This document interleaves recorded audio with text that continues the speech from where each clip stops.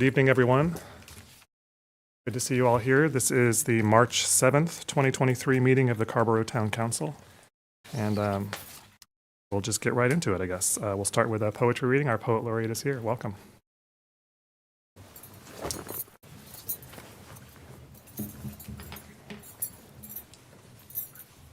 Good evening, everybody. Nice to see you. Happy March. In honor of Women's History Month, I will begin with a poem that I wrote. It's called The Poetry of Women. They say women poets are disregarded due to the content of their poems. But what do women write about? Do we write about our flower boxes, both the barren and the flowered, our rising bread, our burnt crusts, our fruit filling? Do we write about violence against us? Do we write about the fight over our wombs, how others try to own our soft, heaving bodies as they cramp and push out life and death? Do we write about motherhood, about feeding, about loving, and about the raising of children and practice of manners, numbers, and ABCs? Do we write about making our homes, how exiled we gather in kitchens over coffee and sweetbread and stew the ripe words that rest upon our tongues? Do we write about our friendships, how we laugh or offer hands to hold and wipe syrup mouths of each other's children? Do we write poems about poverty or about work, about jobs we were passed over for or jobs we break backs for, still paid less or nothing at all? Do we write about how we might make the world better, about hunger and the growing of food, about how we might live more sustainably, about how we might have more justice, equality, love? Tell me how these subject matters so vital to life should be dismissed as the unimportant subjects of women, as anything more essential than these themes. I see now that we are disregarded because we are women, but the poetry of women is necessary. Our voices hold our place in the tall, loud world. Thanks.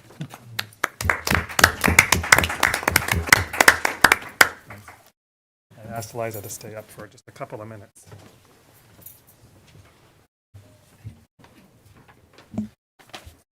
So that I could share a proclamation.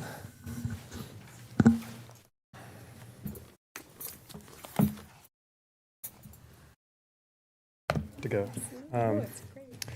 Whereas the theme for Women's History Month in March 2023, as established by the National Women's History Alliance, is celebrating women who tell our stories, honoring women in every community who have devoted their lives and talents to producing art and news, pursuing truth, and reflecting society decade after decade.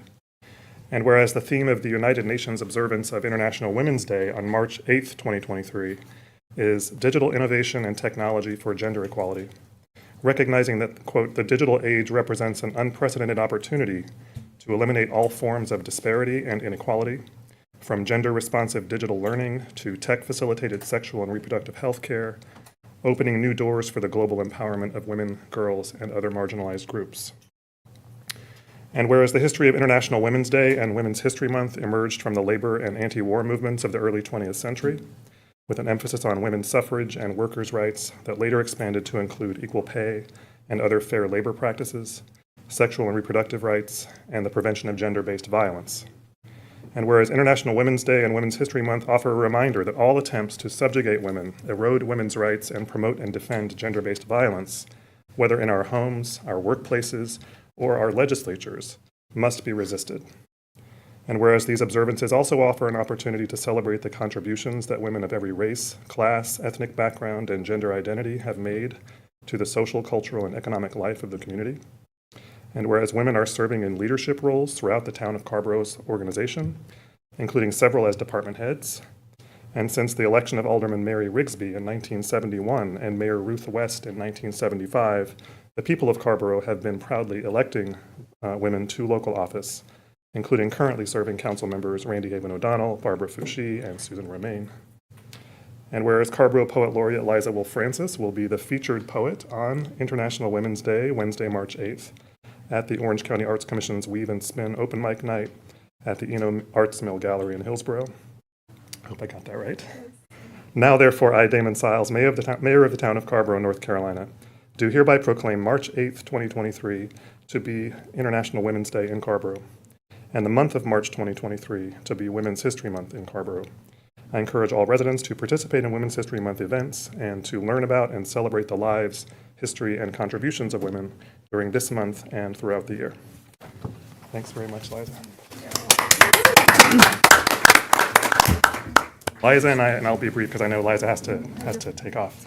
Liza and I have been talking for a little while now about how there is such a paucity of sort of local events around Women's History Month, which we think is strange, and she's been interested in doing something about that, and has been talking to some other local artists and others about doing some more programming around Women's History Month next year to change that in our community. So looking forward to hearing more about that. Yes, absolutely. Thank you. Can I announce again about the event tomorrow? Please do. Yes, please come tomorrow. It's a free event if you're interested at the Eno Arts Mill in Hillsboro. And I'm featuring, but it's also an open mic. So if you want to bring your guitar or your flute or your poem or something like that, you're also welcome to perform. So we would love to see you. It starts at 7 o'clock, and again, it's free. So thank you. So much appreciated. Thank you. Thank you, mothers.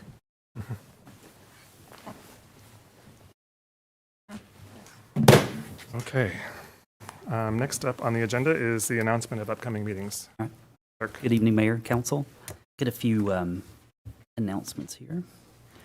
The Arts Committee meeting that was scheduled for tomorrow, March 8th at 6 o'clock has been canceled. Also tomorrow, March 8th, we have the Economic Sustainability Commission meeting, and that meeting is at Town Hall at 6 p.m. March 9th, we have the Stormwater Advisory Commission meeting at 6:30 p.m., and that is a remote meeting. Also, remote will be the Human Services Advisory Commission on March 13th at 6:15.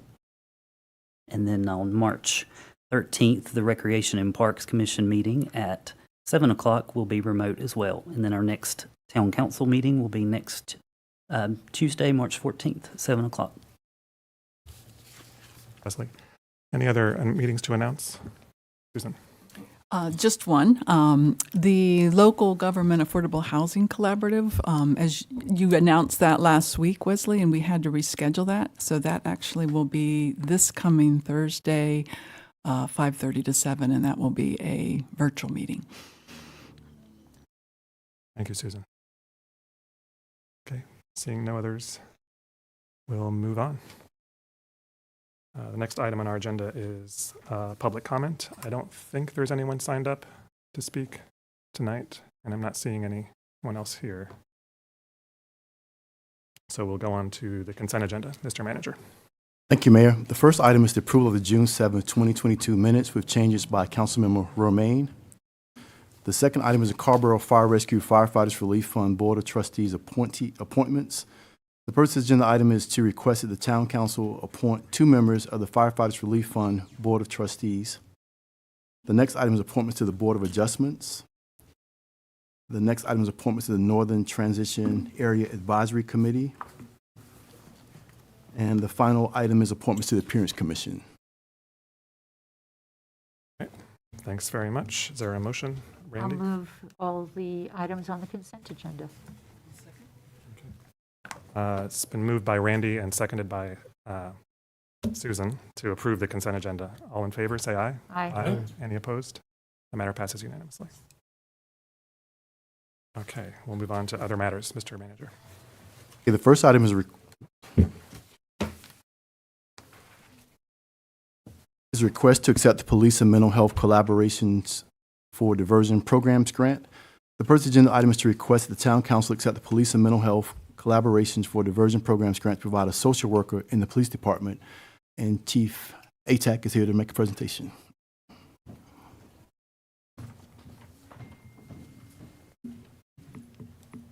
Good evening. Welcome, Chief. Welcome. Thank you. You're welcome. Thank you.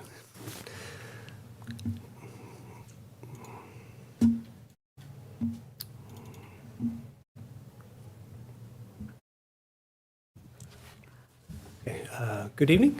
I've got Kate Fenhagen here also. She's with the Criminal Justice Resource Division with Orange County. She's kind of the motivation and the brains behind this, so I'm going to do a brief presentation. If there's any questions I can't ask, I'm going to toss her a lifeline. So. All right, just so some background on this. In the summer of 2022, the Orange County Criminal Justice Resource Department applied for a Department of Health and Human Services grant for mental health positions within law enforcement agencies in Orange County, primarily to assist with deflection and diversion of folks from mental health or substance use disorder from the criminal justice system. The working title was Police and Mental Health Diversion and Collaboration Project Team. At the time, Kate reached out and said, hey, we're putting in for this grant. We said, yep, we'd love to be part of that, put in a letter of support, as did the other law enforcement agencies in the county. October of 2022, CJRD was awarded the grant. They were notified by the state that they had gotten about $1.1 million. In February, they got the contract signed as the primary, and I think at some point there'll be a subcontract, sub-grant with the town of Carrboro, if accepted. So what does this mean for Carrboro? As part of the initial grant application, we estimated the cost of a position, salary, fringe, et cetera, associated with a social worker position within the police department that would be a town of Carrboro employee. So it would be an employee of the town. So the Carrboro portion of this grant is funded for fiscal year 23-24 for a little over $76,000, and then for 24-25, again a little bit over $76,000. The first year has some tech costs in it. The second year has a slight increase in the actual compensation. So what will this person do? What will this social worker do? Well, there's a primary and a secondary focus. Primary focus is deflection and diversion of people with mental health or substance use disorder from the criminal justice system, and also identification and referral or warm handoff to service providers. Warm handoff is basically if we would respond or the social worker would respond, identify kind of some root causes, identify some resources, and connect that person directly. So that's what warm handoff means. Case management, they would do intake, peer support, harm reduction for a minimum of 90 days for the folks that were identified through this. So kind of, again, try to build some consistency and support. And then they also have collaboration and weekly team meetings across the county in each of these positions. There'll be a grant team clinical coordinator through Kate's department. Chapel Hill PD will have another social worker, as will Hillsborough, as well as Sheriff's Office. And there'll be a clinician and a peer support specialist for Freedom House. So every month, or excuse me, every week, these folks will meet, kind of talk about it, have kind of a countywide collaboration of data, what we're seeing, who we're seeing, what some of the issues are having, how we can better support folks. And then there's a secondary focus. It's a co-responder, and this, again, this is my vision. Kate said, yep, we'll see. But it said, yeah, the co-responder to the incidents involving mental health angle, suicide, check on well-beings, et cetera. You know, we are primarily first responders to a lot of those, and it'd be really nice to have that capacity to kind of round out that wheelhouse for us. Follow-up incidents involving mental health or substance issues. If you did have a suicide, if you did have an incident, we could also have after-the-fact check-ins. You know, if you had to commit a family member, if you had to commit a child, if you had any other traumatic incident, it would give us that capacity to offer more support than we can. We also could have proactive outreach to identified folks that maybe are starting to have issues, but before it becomes to the level where there aren't as many options. And then we, of course, have the behavioral education both for town staff and others. That's, again, that rounding out that perspective, rounding out the awareness, the training, et cetera, both within the department, within the town, and within the greater community. Some of the metrics identified in the grant application: individuals diverted, number of arrests and rearrests should decline, number of law enforcement officers that are trained, type and number of services provided, number of folks receiving mental health services, emergency department utilization for mental health reasons, percentage who complete service, and reported symptom improvement for mental health disorders. Again, these are all just part of the metrics within the grant application. A couple of unknowns. So what happens after June of 2025? Well, it's a 2-year grant. At the end of the 2 years, the grant funding goes away. The town of Carrboro has no obligation to continue that. So that would just, as we go down the road, that would be something to consider as we see where we are. We'll have 2 years of that position. Office space, we're trying to do a little bit of shuffle and figure out if we have office space for this person. I think we can make it work. How do they get around? We're looking at utilizing a fleet vehicle.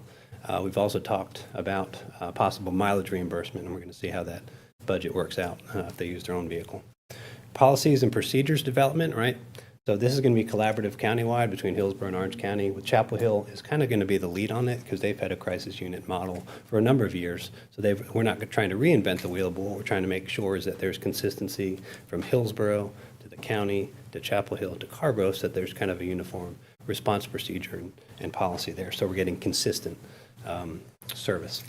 Of course, finance will be the grant management. Director McAdoo has already provided the necessary paperwork for that. We have, of course, the hiring. Chapel Hill maintains a list of soon-to-be MSW social worker students waiting in the wings. So they have a list. So we're hoping, that's been offered to us by Chief Leahy as an option if we go forward with this. Again, the position would go live July 1st of 2023. And then one of the questions I don't know, and I'd like to hear, is what would be the interval for updates that you would want to know? So that's one of the things we don't know. So, but that's all I've got. Just kind of a brief overview. Any questions? And again, I'll point to Kate if I cannot answer them. Thanks, Chief. It's interesting to hear you talk about kind of your vision, right, which is coming through in these slides. And I know that that's been a conversation between you and Kate's department about aligning with their vision, right? I'd be interested in maybe hearing more about that vision beyond 2025, because as you say, this is a grant-funded position, but presumably Kate's department would not have sought this grant funding without some idea of where they wanted it to lead in the way that we changed law enforcement and policing in the county. So I'd just be interested in hearing more about that. And then I'll just throw in my 2 cents on the interval of updates. I mean, it almost makes sense to me to incorporate this into our quarterly racial equity policing updates, since it's so much aligned with the goals we've set for addressing racial equity issues in policing. So that seems like one option for us. But anyway, I'd be interested in hearing more.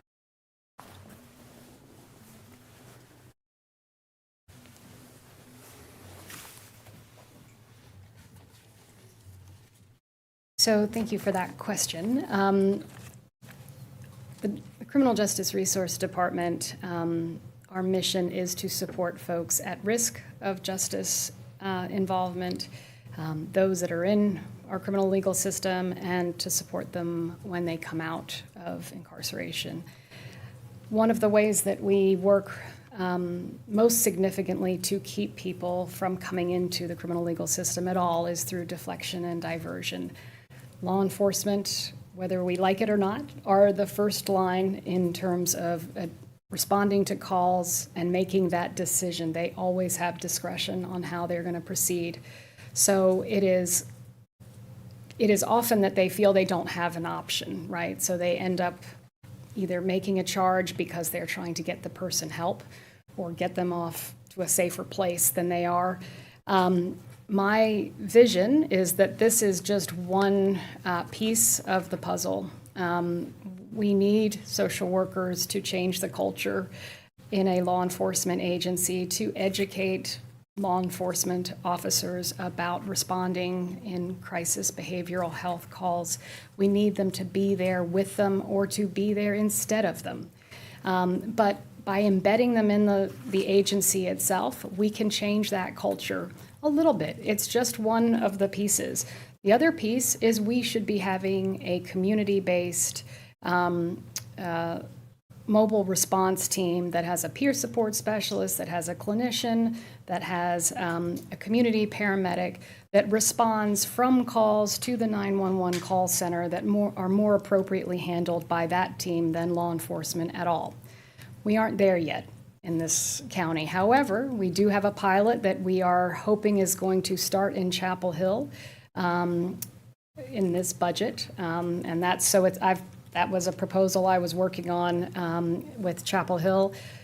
So I think it's very likely that halfway through this grant, there will be a mobile crisis team with an embedded clinician at the 911 call center moving calls directly to this mobile crisis team, and Carrboro will be quickly on board with that once we're also getting an evaluation from the School of Government, we hope, funded.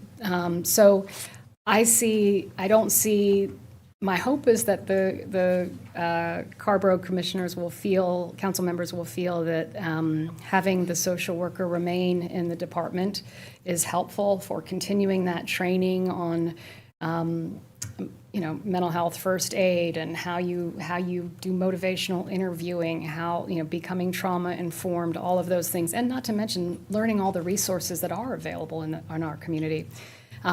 But that's just, that helps the police department continue to make those warm handoffs, but it also, and diversions, because they're the ones that have that opportunity to do that, but that we also have a response team that is trained to respond to behavioral health crises, that can respond instead of law enforcement altogether. I really see those two as being critical to Carrboro, to Chapel Hill, to the county. So my hope is that it'll be continued to be funded moving forward, but if not, we will have that other option for response. Thank you very much. Sammy, then Randy, then Susan. This is very exciting. Thanks to both of you for this work. And thanks for reminding us about that ecosystem that we can set up. And I'm glad to hear that it's moving forward with Chapel Hill. When we first heard about this, we were also trying to figure out what to do with the ARPA funding, and we weren't sure that this grant was going to come through. So we set aside money. If that grant didn't go through, we'd apply it to this hiring this person in the police department. Since the grant's gone through, we still have this money earmarked. And so my hope is that perhaps we could complement and be a partner with Chapel Hill to help in this budget cycle, as you're describing, which is super exciting, this rapid response team. And you were describing a peer support, clinician, a community paramedic. Perhaps Carrboro could be funding one of those, and Chapel Hill the other, and Hillsborough the third. So I think that there's a great opportunity for funding and really making this, turbocharging it, giving the need. So I'd really like for us to consider that and give direction today to staff to look into that, so that, because it was one of those items in the ARPA that we as a council said we wanted to have more of a say in, so that staff can come back and with Chief and Kate and kind of let us know how we could allocate those funds potentially. Thank you, Sammy. Next is Randy, and then Susan. Yeah. Thank you for all your work in putting this together in Chapel Hill and launching this pilot. It's a huge step forward in concept and in action. I have two questions that are rather simple. One is, what is the interface for the behavioral health training with GARE and the One Orange? Good question. So the clinical coordinator will be in my department. So we are a county department. We are part of,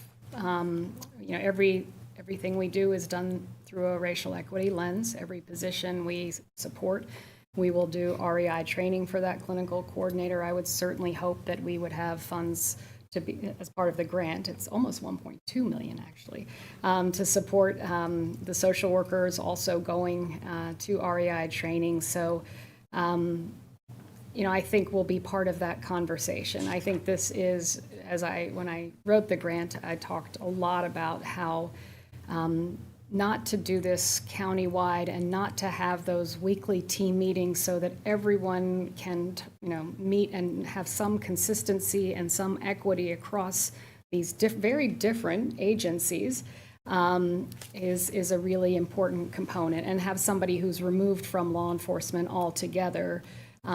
They'll still be embedded social workers, they'll be employees of the town, but they will be supervised by a clinician who does not have any allegiance to any law enforcement agency, and will be very much, I think, equipped to, to be very engaged with the equity. Can you tell, and that's awesome. The clarity and the separation on that is great. Can you tell me a little bit about what's the vision for the staff training? In other words, even beyond the PD? Yeah, so that's the reason that we are starting. The position in my department is going to be hired in the next month. We just finalized the posting. So that person will come on board now, as will a Chapel Hill the Chapel Hill social worker because they have the benefit of the crisis unit there. And then our clinician and peer support specialist will also come on. So the 3 other social work positions will start in July at the earliest. So we have this nice period to get all of them trained and to set the policies and procedures so that, and will be done in conjunction with our chiefs. And then once the positions come on board, there'll already be a process in place, and training will be, the position in my department will be trained as a trainer in mental health first aid and CIT, crisis intervention. So they will be doing, one of the problems is now we have that available to us in our community, but it's usually once or twice a year. Right. Our law enforcement officers are coming on board, at various times all throughout the year. So this will give us the opportunity to have that training be, the minute they finish, BLET, they get that training, or even maybe before perhaps, so that we're just getting that constantly, and it's embedded with them from the get-go instead of sort of 2 years after they've been on the force. Right. Awesome. And my last question, let me think of what, coordination. I think my question had to do with beyond the 2 years. Oh, yes. What kind of assessment will you be able to have that over this year, and then of course going into that second year? What does it look like, or how will it work? Yeah, so we have currently another North Carolina DHHS grant. They are very, very strict about performance measures and collecting data. And so we have a grant management specialist in our office who will work to collect. It'll be up to the social workers as well as the clinical coordinator and clinician to keep that data. But it will be extensive, and we'll be able to report back just, the number of, right now we know we have something around, we have about 350 calls to 911 labeled as behavioral health, mental health calls. But we have another 3,500 calls in the county that are disturbance calls, that are nuisance calls, that very often actually have an underlying behavioral health issue. So we anticipate that, if law enforcement is equipped with a social worker and a clinician and a peer support specialist, they can do that warm handoff much more easily. They're not 24/7, unfortunately, and that is a limitation, because I know sometimes the interactions do happen in the middle of the night. But our hope is that, we're going to get a lot of people that we would have otherwise been charging or incarcerating, or both. Yeah. Last question, which is, what's the game plan for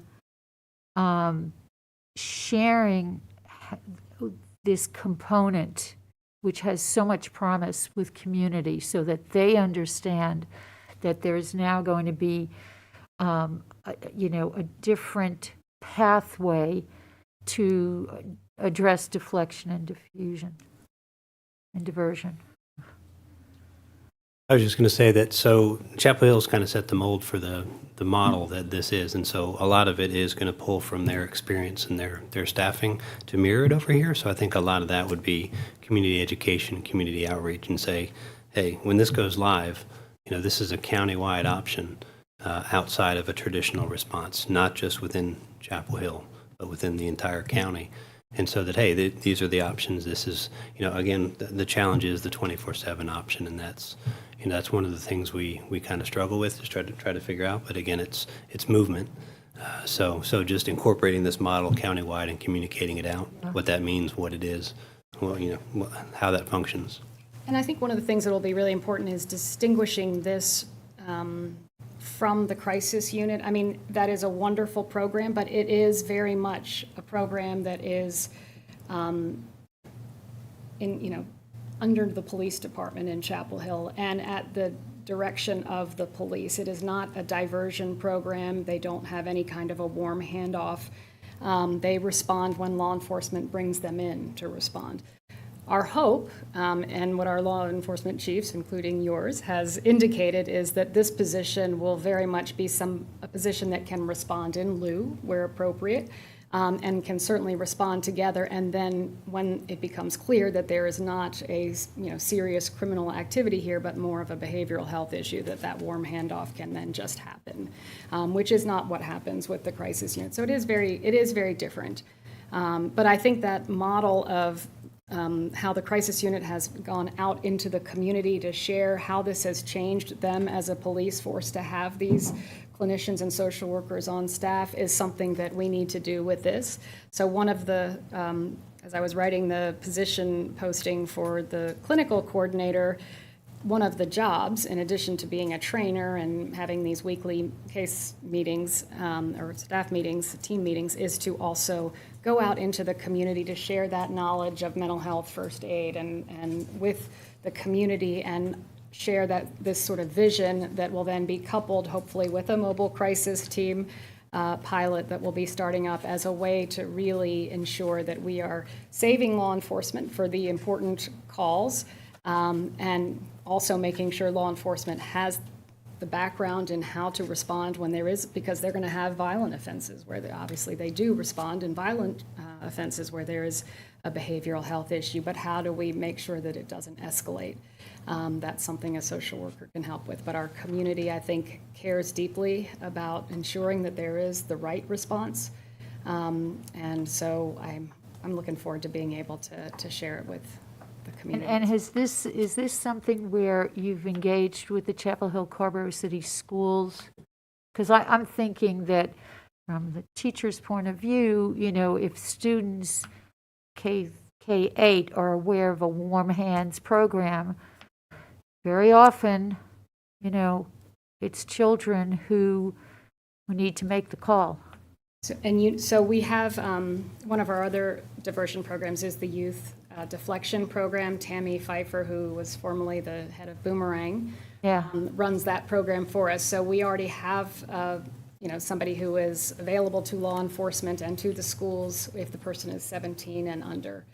So yes, I think, but there'll be youth that will be, on calls here too. But I would hope they'd link them to Tammy probably. Thank you. It's very exciting. Thank you. Appreciate it. Thank you, Randy. Next I have Susan.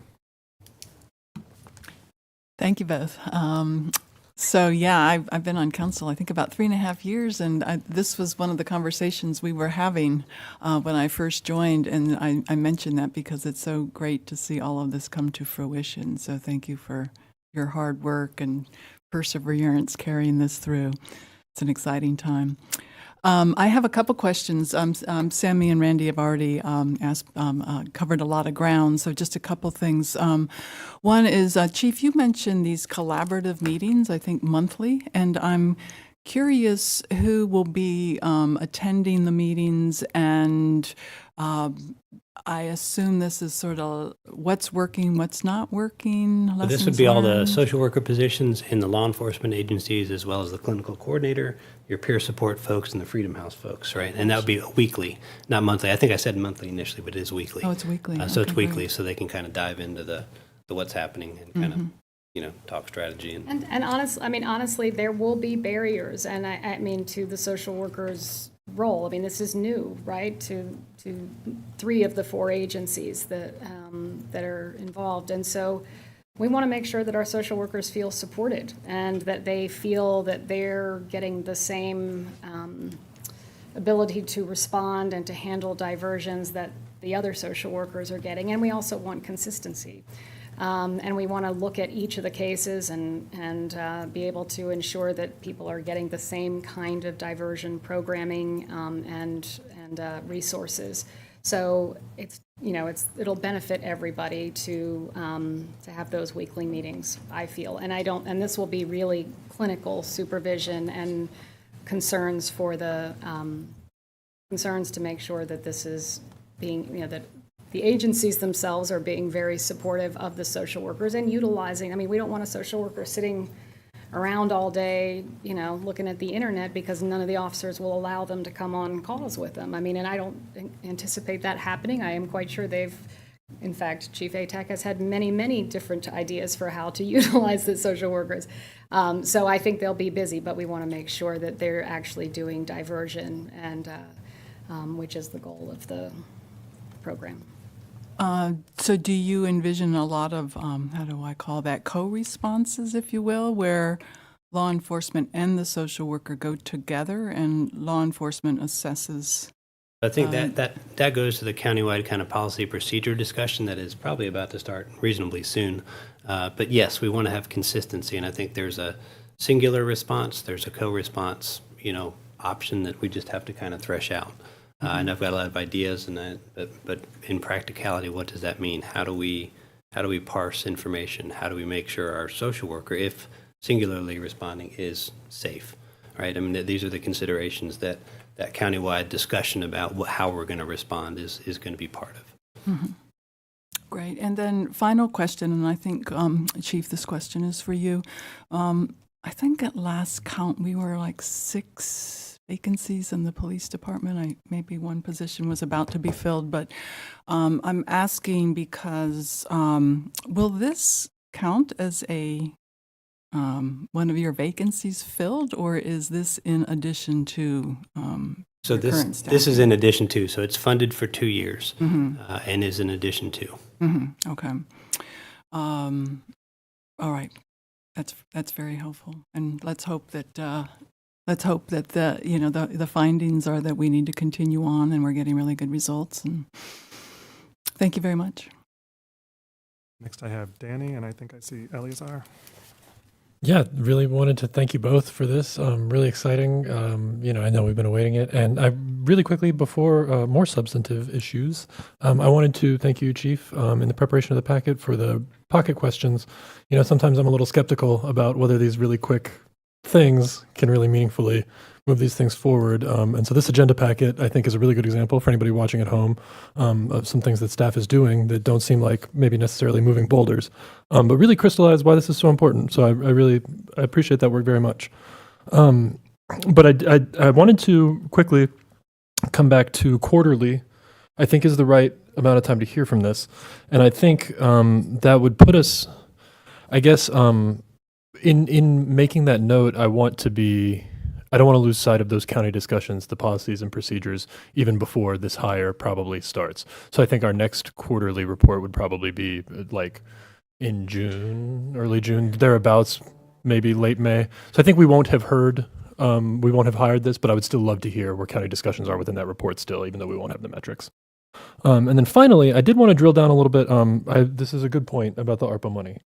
The way I hear what you're saying though, Kate, is the program at the county level is scheduled and budgeted, and Carrboro will be able to onboard to those roles as we see them at present. Well, currently I don't know if there's, since the commissioners haven't probably seen the budget request, but I can tell you what the pilot is in terms of what is in the budget.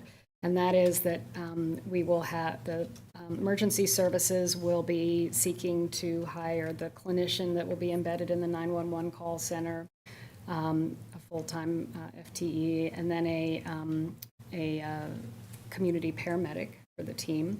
And then Chapel Hill Police has an available position already for a peer support specialist, and they are going to be seeking from their council funding for the clinical social worker for the team. So there'll be 4 different positions. 3 of them will be newly funded, assuming that both the town council and the commissioners approve it. And then the idea, and then also part of it is the evaluation by the Criminal Justice Innovation Lab at the School of Government. That would be an 18-month evaluation. It'll start tentatively starting January 2024. So there'd be that period from July through December to work on getting everything set up. It'll be very similar if you've read anything about the HEART model in Durham. Very, very similar to that. We've had multiple meetings. Chief ATAC's been at some of those meetings with the folks over in Durham, and it's a model that has worked nationally. It's working well in Durham, and we thought we would start with these positions first, and I think Of course, if there is additional funding from Carrboro to, move it more quickly to Carrboro, I think, the only thing that has to happen, though, is the way it works is that we don't have a separate number. We're using the 911 call system, which I think is very important because people know the 911 call system. So, but the clinician, the chief has to delineate, and Carrboro has to delineate what types of calls will be diverted to this mobile crisis team. So Chapel Hill will set, in Durham, they started in their pilot with just Durham City and only certain neighborhoods of Durham City. So they started in that same way so that it's easier for the call center folks to, follow the sort of specific requests of the law enforcement agency that they feel comfortable having the mobile team respond in lieu of law enforcement. So, but there's no reason why, we couldn't have, the goal is to bring it countywide. So the sooner we can get to that, and as long as the chief is willing to work with the 911 call center folks on creating what calls will be diverted, I think, it'll be pretty smooth. Yeah, so I guess my sense is then, thank you, is like maybe these specific positions within this year in the way that we had intended, like a direct one-to-one substitution for this money, may not be the most appropriate way to spend that to augment what you're doing. But I would hope that maybe we could be comfortable requesting staff come back in collaboration with your department, with CJRD. If you could please make some recommendations and continue collaborating with the chief for how this money can augment this work. I mean, I think we don't want to waste it. And it sounds like that at the pace of the pilot and the plan of the rollout, it may not necessarily be the most sort of, I don't know whether putting money in this coffer from Carrboro on this schedule in that program is going to be the highest good for you. So I think if we could, I would love to ask staff to come back to us within the next couple weeks for what the highest good would be to sort of continue to honor the intent of that money. We continue. Chief ATAC comes to all the meetings that we, our Behavioral Health Task Force and our Justice Advisory Council. I'd be happy to communicate with him about how I feel Carrboro could contribute to furthering this in lieu of the pilot. So he may have his own ideas. Also, the town manager had a response as well. Just want to just clarify, the money was put in for a mental health crisis counselor. So you're saying you want to use that for a different purpose. We probably bring the project ordinance back to council to change that because you adopted an ordinance that had it specifically in there for that purpose. But we can certainly bring it back to you to change it. There's an interest in hearing from staff after further conversation with the chief and Kate Fenhagen's department about what would make sense. Mm-hmm. Okay. Yeah, since that role is filled by this grant now, I would be interested in the ordinance when it's that time, but I guess we would be looking to staff for a range of options for that ordinance. Yeah. And another possibility to think about is making it 24/7, which would require a second social worker. And we do see a lot of things happening. Well, hey now. That sounds pretty appealing. So Danny and Sammy, You'd be y'all the hold only. on. You'd be the only that would have. We'd love to be the only. 24 hours. Just saying. That's our whole Danny deal. and Sammy, if y'all would kind of hold that thought for a motion coming up with some further direction for staff, and we'll come to that. Great, thank you. And I have Eleazar next. Yeah, thank you, Mr. Mayor, and thank you both for all the work you're doing on this and outside of this program. Thank you so much. And some of the questions have already been asked by my colleagues, and I have that, but I did have a kind of question around timeline, right? I know it's going to take some time to implement. It's not going to be like, tomorrow we're going to have someone. I get that. What are you, best case scenarios, fully understanding that we don't have a crystal ball? What are we looking at over the next couple of months in if we approve this, which I'm pretty sure we're going to tonight? I can say the last meeting we talked about a timeline, and so the idea would be the goal would be to have someone start July 1, right? And is that a possibility? Well, that's gonna depend on the policy procedures, the coordination, and then do we have candidates who apply for the job, right? That I think is one of the big unknowns these days. The information I have is that there are candidates out there that may be interested in this, but may is not are. Yeah. So there's some elements we can't control, but the idea is to maybe in May or June have the position open, be taking applications, and hopefully start July 1st. Yeah, and the position posting for the social worker will have already been created. It's already been created for Chapel Hill because they're going to hire immediately, and they already have somebody in mind, I believe. And we have been assured that there is great interest in the School of Social Work in these collaborations to divert folks from the criminal legal system. I'm very hopeful that because this is such a unique pilot, that there will be good applicants that come. But yeah, July 1st, should have everything in place for the social worker to start working. Awesome. Well, if any great social workers, please let them know. I'm gonna pull up my Stand by. Rolodex and look at that. I know you know some. So again, thank you for the work on this. I'm very excited for this, and I would also support something along the lines of putting this 24 hours, and that'd be great. So I look forward to hearing more about that. But again, let's get this done for July 1st. Thank you, Mr. Mayor. Barbara, you're next. Thank you, Mayor. My girl, Kate Finhagen, she know I love her. Thank you for the presentation. I think I'm thinking along the lines of what Sammy and Danny were saying in reference to the ARPA funding. I am totally not interested in moving that money away from mental health. I believe that's maybe what you guys were saying. You want to see it stay there and be used for something else, because I don't want us to wrongly believe that the need will go away. The need is going to be there. And so any way that we can use that money, I think by, 2026? I'm in line with Sammy and Danny. I mean, it's got to stay with mental health. We wouldn't need to change. I wouldn't think we would need to change anything with the ordinance. We already have it there for some type of, I think it was for a social worker or whatever, but somehow enhance, what we're already doing. I love the 24/7 idea. Another possibility is an embedded peer support specialist in the department. I mean, that has worked. That is something Chapel Hill just took on, and I think they have found it to be really, really important to their work to have somebody with lived experience that can not only be with the officers, but respond with the officers too. So another possibility. Okay, that sounds good, Kate. And I appreciate Randy bringing up about the race equity training and the importance of embedding that everywhere, in all that we're doing. And it's good to hear that that is occurring. And whatever else needs to occur, I certainly trust your judgment to shepherd that through.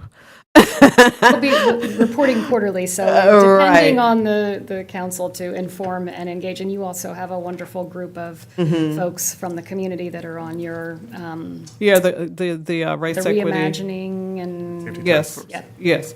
And so the race equity work here, the pocket questions that were in the agenda item, which were very helpful, the One Orange Equity Framework. So I think we're squared up, ready for the work. Thank you. Great. Thank you, Barbara.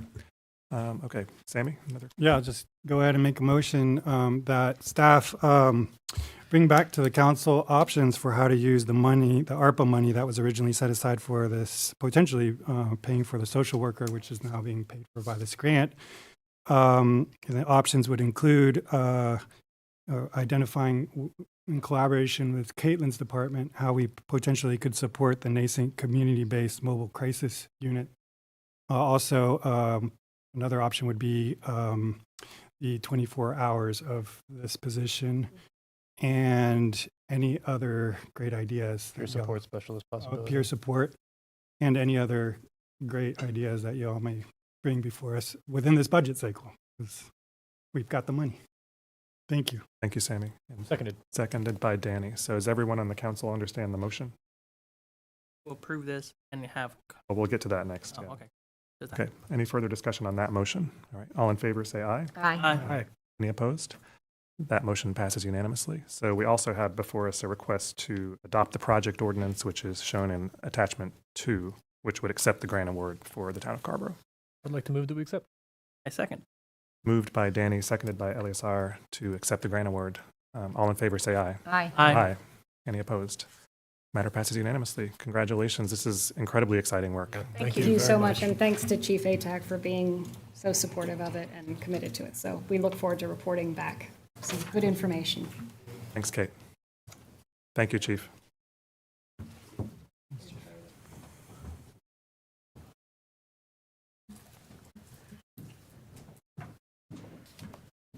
Mr. Manager, next item, please.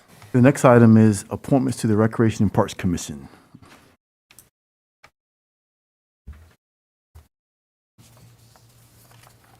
Who's taking the lead on this? Are we? I can give you an overview, yes. For this item, we have, currently for the Recreation and Parks Commission, we have 3 seats of members that are already on the board. Their terms are up for renewal. They're all eligible, and all 3 have indicated their interest in being reappointed. Those are Chris Colvin, Maggie Funkhauser, and Deborah Filer. And in your packet, you received the chair forms for each of those, and also their initial application. Secondly, currently there's 5 vacancies on the Recreation and Parks Commission. The commission has some quorum issues based on the current number of voting members, and 1 new application has been submitted from Andrew Kelly, and his information, application, and chair form have been provided in your packet as well. So the recommendation would be to appoint the 3 existing members for another term, and then consider appointing Mr. Kelly for a term to alleviate the quorum issue on the Rec and Parks Commission. Thanks, Wesley. Any questions? Randy? No, I was going to move the appointment of Andrew Kelly based on Wes's recommendation so that quorum is met. Would that also include the reappointment of these 3? Absolutely. existing members? Yeah, that goes with that The same. Is there a resolution. second of that motion? By Eleazar or by Eleazar? Okay.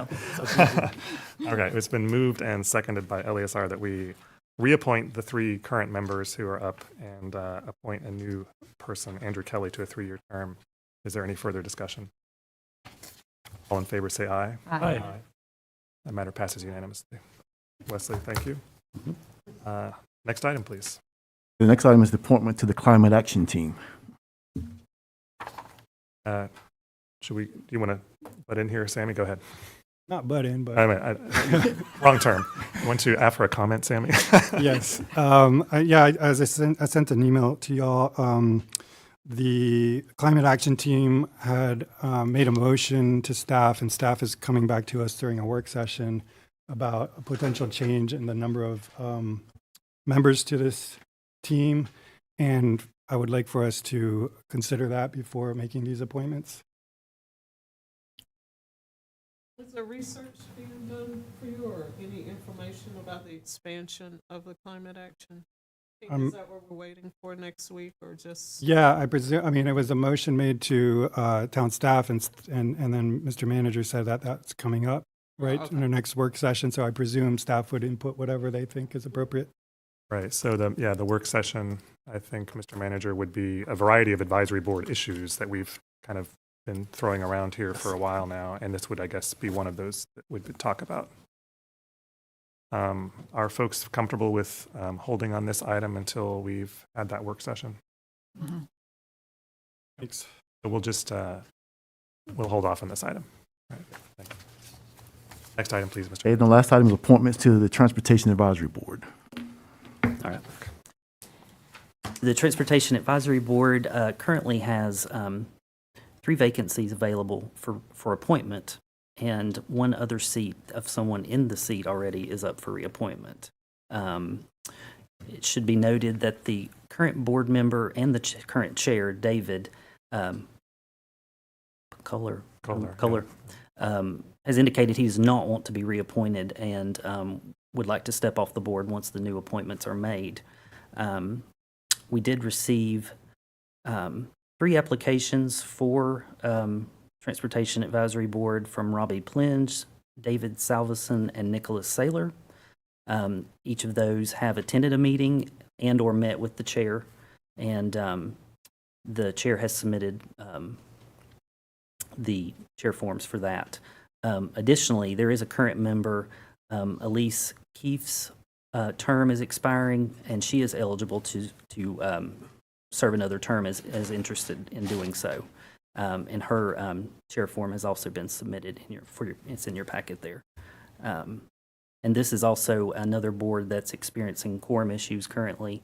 And so the recommendation would be to reappoint the current member, Elise Keefe, to a second term, and then town council to review and consider making appointments of the other three, if they so wish. And we have Honestly, it some sounds like even if we make these appointments to help address that issue, we're still also be losing the other member who is not wanting to be reappointed. So okay, just want to. Yep, correct, yes. Okay. Any questions on the TAB appointments for Wesley? I move that we adopt the clerk's recommendation. Second. Moved by Danny and seconded by Sammy that we make the appointments recommended by the clerk. That's Elise Keefe for reappointment and the 3 new applicants for 3-year terms. All in favor, say aye. Aye. Any opposed? The matter passes unanimously. And I'll just say I want to thank Wesley for all the work that went into getting his head around all of these advisory board applications and which boards in particular needed to address, for example, quorum issues and coordinating with staff liaisons to understand where those needs were.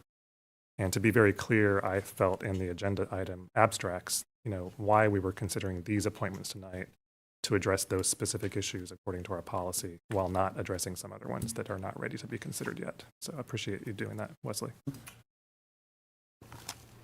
All right. So we, council members, as I mentioned, need to go into a closed session to discuss a personnel matter. This would be according to, I think, subsection A6 of the closed session section of the open meetings law. Is there a motion to do so? So moved. Second. Moved by Eleazar, seconded by Randy, that we go into closed session. Thanks all. We'll stop the broadcasting, et cetera. And I think